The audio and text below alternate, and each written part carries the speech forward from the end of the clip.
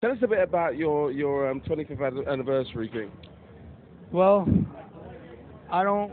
I'm not the type to say, to be How did bragging. you? How See, did you? everywhere I go, people are just, Danny, your party was great. It was great. It was great. It was great. So it feels great to know that all the preparing I put into it Yeah. to make it special, Yeah. it really was special. And we hooked up with a new club down here in Florida called Space, and they let us go till noon, Mm. and the people were still there at noon. So that tells you something right there. So the sound was great. Yeah. The air was great. It was really good. It was very comfortable atmosphere. Where are you moving it? What direction are you going to be moving it in the next couple of years, or is there a particular way, or something you're thinking? I can't predict what it will be, but I guarantee you it'll be wherever the drums take me. You know, I always follow the percussion and the bass lines. If it's got percussion to it, it grabs me by the nuts, and I'm like, as soon as I hear like congas and cowbells and things like that, it just the rhythm takes over my blood. So Oh. anything that's tribal related, it could be tribal techno, tribal trance, tribal soul. They could bring hip house back as long as it's got drums to it that are like, Africanism, Brazilian salsa. That's what gets my attention first. But I do like a wide variety and range of styles. But I'm digging a lot of people today. A lot of the guys from Sweden. I love the guys from Tilt and Taranteller and Timo Moss. Timo Moss is really aggressive, but his drums are so strong. And still to this day, all the stuff that the guys like Mass at Work, Todd Terry, Def Mix, they're all so inspiring to me that I just suck it all in and that's why I have to do marathon sets. Hey, Miami currently.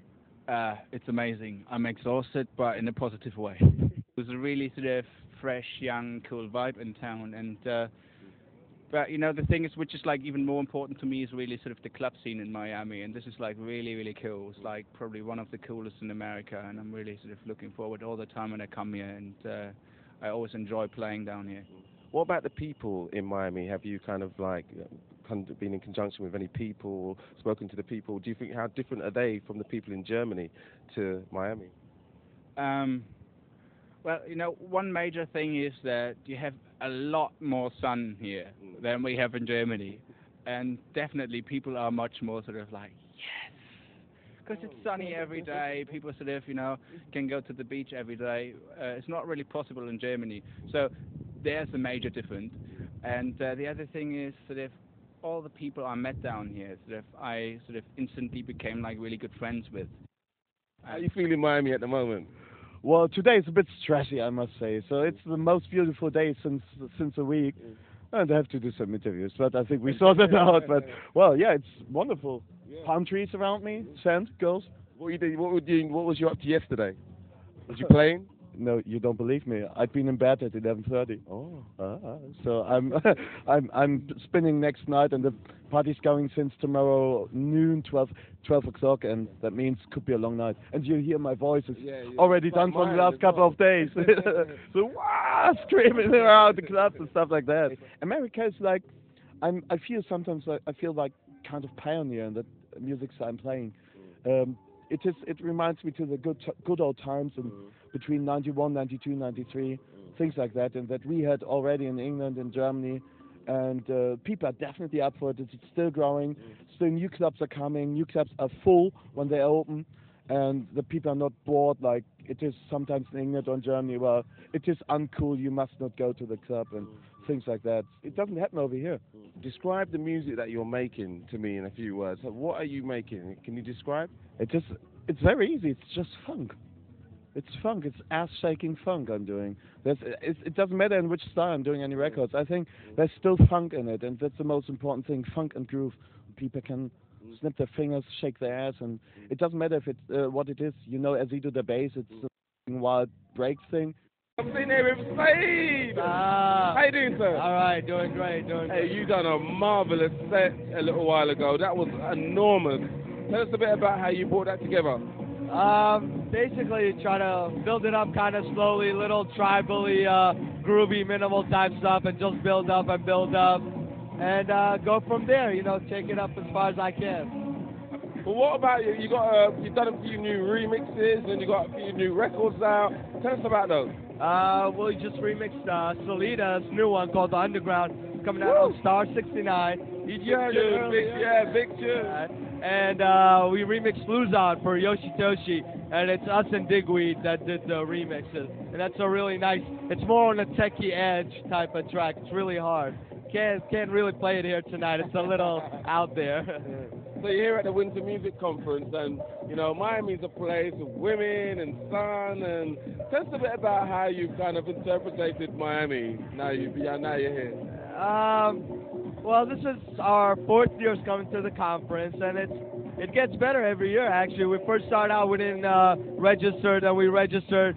Contacts are growing. Now we come to the parties, you know, people actually know who we are, and it's kind of flattering, you know. People come up and approach us if they see an Addictive shirt. Hey, I love your label, you know. We get a lot of good compliments, so it's great here. We love it.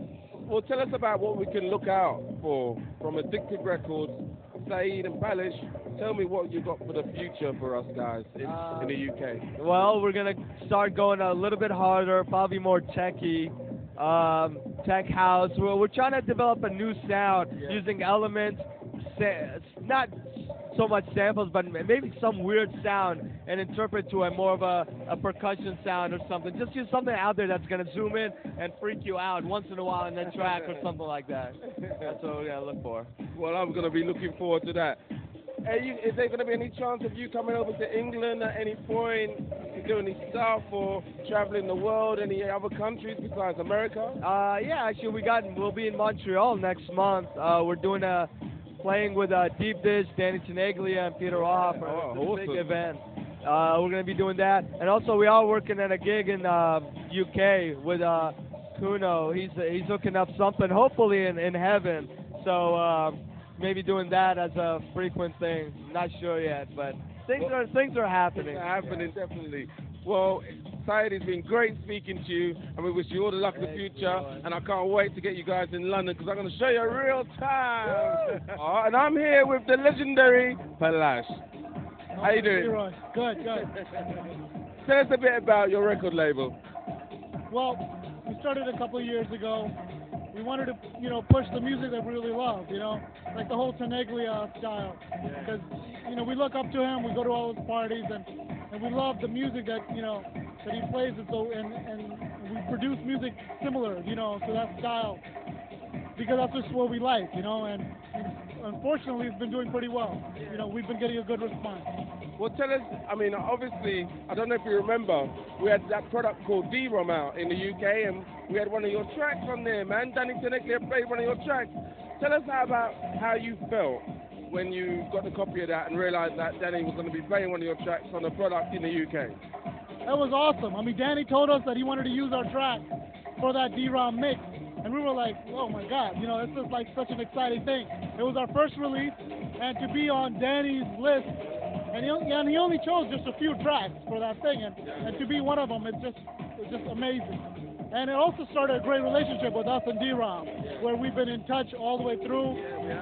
We've helped each other out, and I think it's a great relationship that we've built. Started with Danny, of course. His parties are the legendary parties of the conference, always. And it's still, as this year, the new venue Space, oh my God. It's amazing. It's amazing. What was your main aim for being here at the conference this year? Well, first, I wanted to meet face-to-face a lot of the people that we've been doing business with over the years. And, we with the internet, with emails, and phone faxes, you talk to so many people around the world, on a daily basis. And this kind of event lets you meet them face to face. And also you do new business, you come up with new concepts, you meet new people, and you discuss new ways to improve the scene, improve the music, improve the whole thing.